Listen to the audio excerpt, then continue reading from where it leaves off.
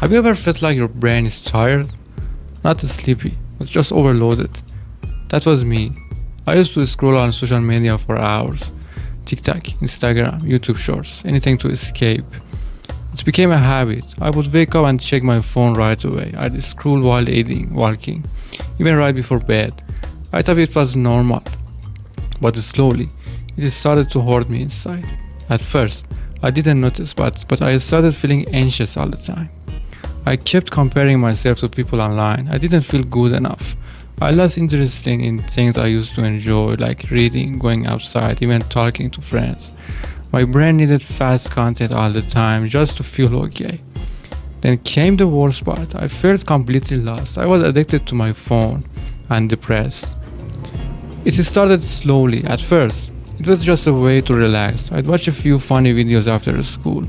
Nothing serious, but then I started checking my phone every 3 seconds. Waiting in line, scrolled. In the bathroom, scrolled. Sitting at dinner with my family, still scrolling. Even during conversations, my mind was on my phone. I wasn't present. It got worse during the nights. I'd tell myself just 10 minutes before bed, but 10 minutes turned into hours. I'd look at the clock and it would be 3 a.m. I had school in the morning, but I couldn't stop. My eyes hurt, my head hurt, but I kept scrolling. I wanted to stop, but I felt powerless. During the day, I felt tired and disconnected. I couldn't focus in class. I stopped listening to teachers. My grades dropped. I stopped hanging out with friends. I ignored calls and messages from my parents. The worst part was what it did to how I felt inside. I saw perfect people online, perfect bodies, happy couples, luxury trips, and I looked at myself and felt like I was nothing. My life felt boring and empty compared to others. I started to hate how I looked, how I lived, even who I was. I thought maybe something was wrong with me. Maybe I wasn't good enough. That dark feeling stayed with me all the time. I felt like I had no purpose. Just wake up, scroll, eat, and sleep. Every day felt the same. One day, it got really bad. I was lying in bed after hours of scrolling. I started thinking and asked to myself, what am I doing with my life right now? For a moment, I even thought about ending everything. That scared me. I never thought I'd reach that point, but that moment also woke me up. I realized something had to change. I didn't want to live like this anymore. I started small. I deleted TikTok and then I set screen time limits. I charged my phone outside my bedroom and I replaced scrolling with reading books, and at first it was really hard, but I felt empty without my phone. But slowly I started feeling better. I began to enjoy quiet mornings. I had more time to think. I remembered what I liked before I got addicted: driving, walking, journaling. I called old friends. I had real conversations. I laughed again.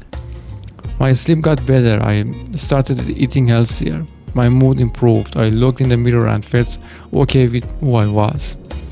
I started to accept myself. This journey wasn't fast or easy, but it saved my life. Let me explain what happens in your brain. Every time you see something exciting online, a funny video, a cool photo, your brain gives you dopamine. That's the feel-good chemical, but too much of it makes your brain used to it. So the small joys in life stop feeling good. You need more and more just to feel okay. It's like drinking coffee all day at the same point. Even more coffee won't help. That's what social media does to your brain.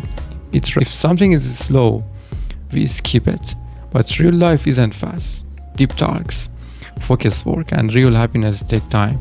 When we get used to fast content, we lose patience for real life.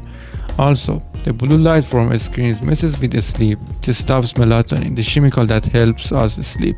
That's why you might be tired but still can't sleep. Bad sleep makes your mood, focus, and health worse.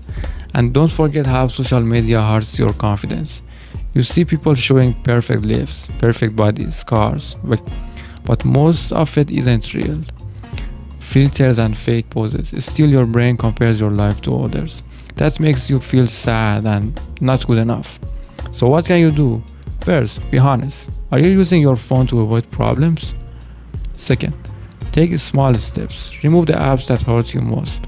Set limits. Replace screen time with real things. Walk, talk, read, or just relax. If you're going through this too, know this. You are not weak. You are not broken. You're just living in a world that's trying to trap your brain. But once you see the truth, you can take back your life. Make small rules for your phone. Keep it out of your bedroom. Turn off useless notifications. Follow people who lift you up. You can change your brain. You can build habits that bring peace, not stress. You can live a life that feels good inside, not just one that looks good online. And please, talk to someone. Don't keep it all in. You're not alone. Many people feel this way too. I'm still not perfect.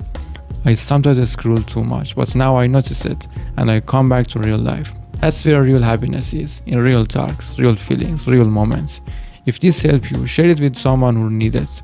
We're all in this together. You can change, just like I did. This is your fresh start.